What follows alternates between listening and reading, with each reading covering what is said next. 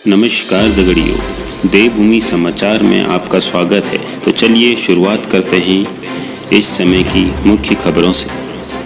बरसात और ओलावृष्टि ने किसानों की कमर तोड़ी। साथ ही खबर आ रही है कि सभी प्रवासियों को लाएगी सरकार। सीएम ने किया असमंजस खत्म। गौला नदी का जल स्तर बढ़ा। देश भर में नहीं होंगी अब 10वीं की बोर्ड परीक्षाएं। शादी में 50 और अंतिम संस्कार में 20 से ज़्यादा लोगों को अनुमति नहीं। गृह मंत्रालय। नहीं मिली ठौर तो कलमट को बनाया आशियाना। चालकों से मिन्नत मांगता रहा पर अंत में मिली मौत। और देखिए नैनीताल के एक अनोखे दृश्य को। तो शुरू करते हैं अब खबरें विस्तार से। तो सबसे पहले देश और दुनिया में कोरोना का संक्रमण रुकने का नाम नहीं ले रहा है। दुनिया भर में अभी तक 36,63,911 कंफर्म केसेस हैं, जिसमें से 11,99,389 लोग ठीक भी हो चुके हैं और 2,57,301 लोगों को इस महामारी के कारण गंवानी पड़ी अपनी जान। भारत में भी इस संक्रमण से लोगों की संख्या बढ़कर हुई 49,391, जिसमें से 14,183 लोग पूर्ण रूप से ठीक हो चुके हैं। वहीं 1,694 लोगों को देनी पड़ी अपनी जान।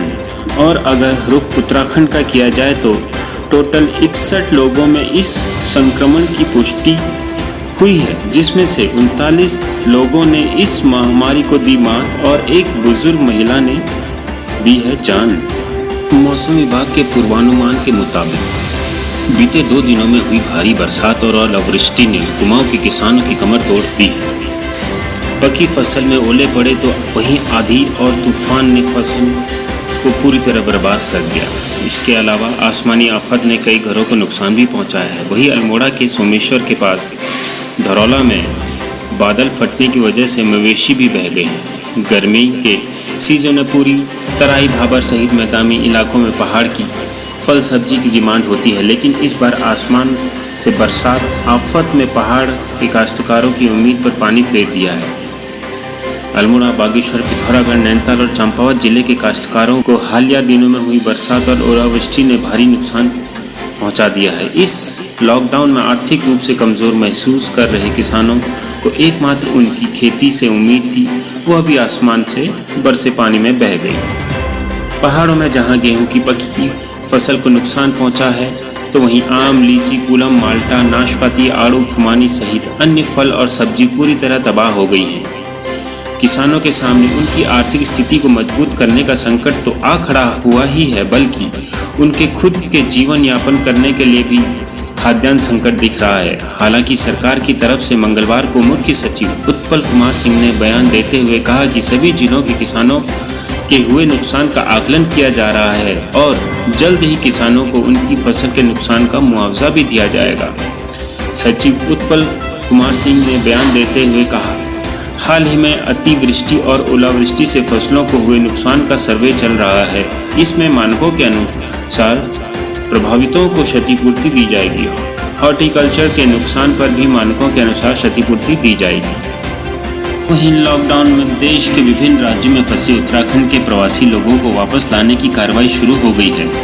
खुद उत्तराखंड के मुख्य सचिव उत्पल कुमार सिंह ने प्रेस वार्ता करते हुए इसकी जानकारी दी है और इस असमंजस को भी खत्म किया है। चीफ सेक्रेटरी उत्पल कुमार सिंह ने कहा कि वह जानते हैं कि बाहर राज्यों में पिछले 1 महीने फंसे लोग अपने राज्य में आने के लिए कितने उतावले हैं, लेकिन वह सभी से आग्रह करते हैं कि वह धैर्यपूर्वक थोड़ा इंतज़ार करें। हम उनके स्वास्थ्य चेकअप के लिए सभी राज्यों से बात कर रहे हैं और धीरे धीरे उनको लाया जाएगा। प्रदेश के बाहर रह रहे लगभग 1,30,000 प्रवासियों ने उत्तराखंड लौटने के लिए पंजीकरण कराया है। 30,000 के करीब ऐसे भी लोगों ने पंजीकरण किया है जो दूसरे राज्यों के हैं और उत्तराखंड से अपने राज्य में जाना चाहते हैं।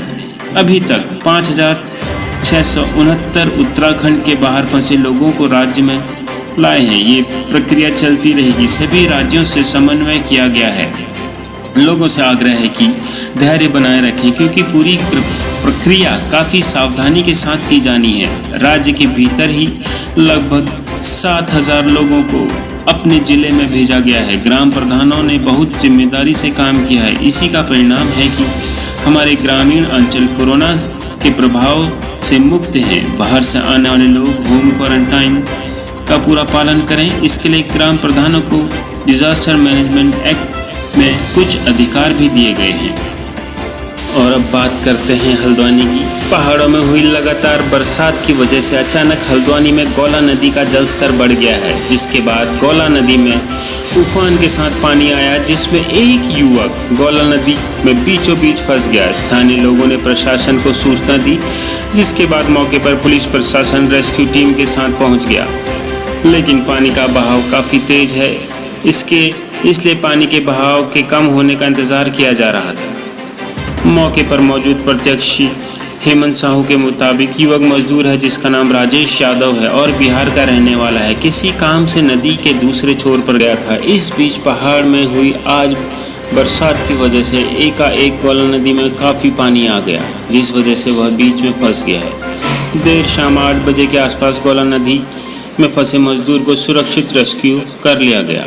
उधर गौला नदी में उफान के साथ नदी में आए एकाएक जल स्तर की वजह से अलर्ट जारी कर दिया गया है। वन विभाग द्वारा गौला नदी के खनन निकासी गेटों पर अलर्ट जारी कर दिया है। CBSE क्लास 10th के 2020 के रुके हुए एग्ज़ाम को लेकर बड़ी खबर आ रही है। मानव संसाधन विकास मंत्रालय ने नोटिस जारी करते हुए देश भर में 10वीं की बची हुई परीक्षाएं आयोजित न करने का फैसला लिया है। नोटिस में बताया गया है कि देश भर में अब कक्षा 10वीं की बची हुई परीक्षाएं नहीं होंगी। गौरतलब है कि कोरोना वायरस के कारण देश भर में 10वीं और 12वीं की कुछ परीक्षाएं CBSE बोर्ड की बची हुई हैं, जिसके लिए आज यह आदेश जारी हुआ।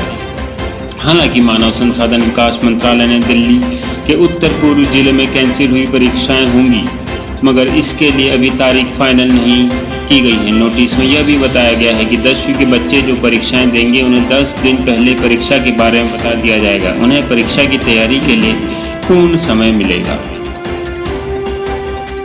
सिस्टम से परेशान और घर जाने की तलाश में अपने देश की सीमा पर फंसे हुए नेपाली नागरिक दुर्दशा में दिन काटने को मजबूर हैं। ऐसी ही एक तस्वीर झूला घाट के सामने दिखाई दी, जहां 8 नेपाली नागरिक रमेश रोकाया, शिव रोकाया, भीम बहादुर, मन बहादुर बोरा, एकेंद्र बोरा, काशी बोरा, चंद्र बोरा, धन बहादुर बोरा कलमठ में अपना आशियाना बनाकर दिन काटने को मजबूर हैं, क्योंकि नेपाल सीमा 13 मई तक सील की गई है। रामेश्वर घाट में खनन का काम करने वाले 8 नेपाली नागरिक 2 मई से यहाँ हैं। ऐसे में यह लोग बिस्कुट और कच्ची मैगी खाकर अपना पेट भर रहे हैं और इसी कलमठ के अंदर रात गुजार रहे हैं। उधर प्रशासन को भी इनकी जानकारी नहीं है। जागरण अखबार में लगी खबर के मुताबिक SDM सतर तुषार सैनी को नेपाली नागरिकों के कलमठ में रहने की कोई जानकारी नहीं मिली है और जानकारी जुटाने के लिए राजस्व टीम को वहां भेजा गया। गृह मंत्रालय ने लॉकडाउन 3 में स्थितियों में सुधार लाने के लिए प्रेस कॉन्फ्रेंस करते हुए जानकारी दी कि विवाह समारोह में 50 से ज़्यादा लोग शामिल होने की अनुमति नहीं दी जाएगी और अंतिम संस्कार में 20 से ज़्यादा लोगों को शामिल होने पर रोक है और हर किसी को मास्क लगाना ज़रूरी है। सार्वजनिक जगहों में कम से कम एक दूसरे के बीच 2 गज की दूरी होनी चाहिए। इसके अलावा गृह मंत्रालय के संयुक्त सचिव पुण्य सलीला श्रीवास्तव ने कहा कि दुकान पर एक साथ 5 लोगों से ज़्यादा नहीं खरीद सकते। इसके अलावा गृह मंत्रालय ने जानकारी देते हुए कहा कि विदेश में फंसे भारतीयों को वापस लाने की कार्रवाई 7 मई से शुरू की जाएगी और भारत आने के बाद सभी को हेल्थ प्रोटोकॉल का पालन भी करना होगा। उत्तराखंड के नैनीताल में शराब की दुकान पहले दिन खुलने के समय शराब के ग्राहक भारी बरसात और ओलावृष्टि के बावजूद लाइन में डटे रहे। भीषण ओलावृष्टि भी इन शराबियों का हौसला न डिगा सकी। नैनीताल के तल्लीताल क्षेत्र में मॉल रोड स्थित शराब की दुकान के अनुज्ञापी बदल गए। दुकान और सामान का हस्तांतरण सोमवार को नहीं हो सका, इसलिए आज सवेरे दुकान खुली। सवेरे 7 बजे सारी शराब की अन्य दुकानों की तरह यह दुकान भी खुली। यहाँ भी बाकी दुकानों की तरह सोशल डिस्टेंसिंग का पालन करते हुए 2 लाइन लगी। मौसम ने धीरे से करवट बदली और बरसात के साथ ओलावृष्टि शुरू हो गई। शराब के शौकीनों के लिए यह एक तरफा कुआं है और एक तरफ खाई थी। अगर वो हटते तो शराब मिलना मुश्किल और खड़े रहते तो चोटिल होने के साथ भीग कर बीमार होने की संभावना। ऐसे में शौकीनों ने खड़े होकर इस प्राकृतिक आपदा से निपटना ज़्यादा सुखद समझा। ये खबर है हल्द्वानी में। हल्द्वानी लॉकडाउन के बाद जो जहाँ था वहीं फंस गया। ऐसे में कई लोग परेशान भी रहे। कई लोग अभी भी उत्तराखंड के अलग अलग जिलों में फंसे हुए हैं। आज हल्द्वानी में एक ऐसा मामला सामने आया जहां एक बुजुर्ग की मौत हो गई।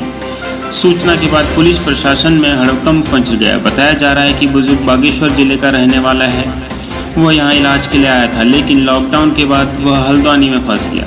उसने घर जाने की कई कोशिशें की, लेकिन अंत में उसे मौत मिली। जी हाँ, बागेश्वर से इलाज के लिए हल्द्वानी अस्पताल में आया एक बुजुर्ग का शव देवल चौड़ बंदोबस्ती के पास एक किराए के मकान में मिला।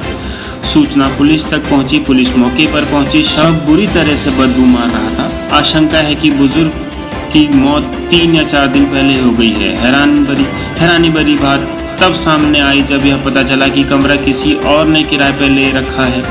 वह लॉकडाउन लगते ही पहाड़ चला गया। कमरे में किसी और का शव देख मकान मालिक भी हैरान रह गया। मौके पर कई जनप्रतिनिधि भी पहुंचे तो पूरा मामला सामने आया। बताया जा रहा है कि बुजुर्ग बागेश्वर जिले से यहां अपनी बीमारी का इलाज करने आया था, जिसके बाद लॉकडाउन लग तो गया, वह लॉकडाउन में फंस भी गया। इससे पहले ही बागेश्वर का रहने वाला युवक अपने गाँव चला गया था। इससे पहले भी बुजुर्ग वहाँ आ चुका था। इसके बाद जब बुजुर्ग कमरे पर पहुंचा तो वहां ताला लगा था। उसने ताला तोड़ा और कमरे में नहाने लगा, लेकिन आज उसका शव कमरे से सड़ा हुआ मिला। इससे साफ नहीं हो पाया कि बुजुर्ग की मौत कैसे हुई। क्या वह भूख से मरा या उसने सुसाइड किया? फिलहाल अभी पुलिस इस बारे में जांच कर रही है। वहीं लोगों की माने तो इससे पहले वो बुजुर्ग बागेश्वर अपने घर जाने के लिए रामपुर रोड स्थित दोनों अखबारों के वाहन चालकों से कई बार बागेश्वर ले जाने की बात कर रहा था, लेकिन लॉकडाउन में सख्ती के चलते उसे कोई बागेश्वर नहीं ले गया। बुजुर्ग पिछले 4 दिनों से लगातार इन अखबार कार्यालयों के बाहर चालकों से घर छोड़ने की मिन्नतें करते रहा, लेकिन उसे इसका कोई फायदा भी नहीं मिला। आज उसकी लाश मिलने से क्षेत्र में सनसनी फैल गई, जिसके बाद अब यह साफ नहीं हो पा रहा है कि इसकी मौत बीमारी से हुई या फिर उसने तनाव में आकर सुसाइड किया। मौके पर फिलहाल कोई सुसाइड नोट भी नहीं मिला है। टीपी नगर पुलिस जांच में जुटी हुई है। फिलहाल अभी शव की शिनाख्त नहीं हुई। वहीं एक खबर देहरादून से आ रही है। सीएम त्रिवेंद्र सिंह रावत के निधन की झूठी अफवाह। इस अफवाह को फैलाने पर मुकदमा दर्ज कराने का आदेश। उत्तराखंड में पुलिस की ऑफिशियल फेसबुक पेज पर दी गई जानकारी के अनुसार पुलिस महानिदेशक अपराध एवं कानून व्यवस्था अशोक कुमार ने मुख्यमंत्री त्रिवेंद्र सिंह रावत के निधन की झूठी अफवाह सोशल मीडिया पर फैलाने पर संबंधित व्यक्ति पर मुकदमा दर्ज करने के आदेश दिए हैं। इसके साथ ही झूठी अफवाह फैलाने वाले पर सख्त कार्रवाई के निर्देश भी दिए हैं। उत्तराखंड पुलिस के फेसबुक पेज पर यह लिखा गया है। सोशल मीडिया पर माननीय मुख्यमंत्री जी के संबंध में झूठी अफवाह फैलाने वालों पर Shri Ashok Kumar IPS DG law and order sir ने दिए मुकदमा पंजीकृत करने के आदेश। उन्होंने कहा कि सोशल मीडिया पर अफवाह फैलाने वालों को किसी भी सूरत में बख्शा नहीं जाएगा। ऐसे लोगों पर कठोर से कठोर कार्रवाई की जाएगी।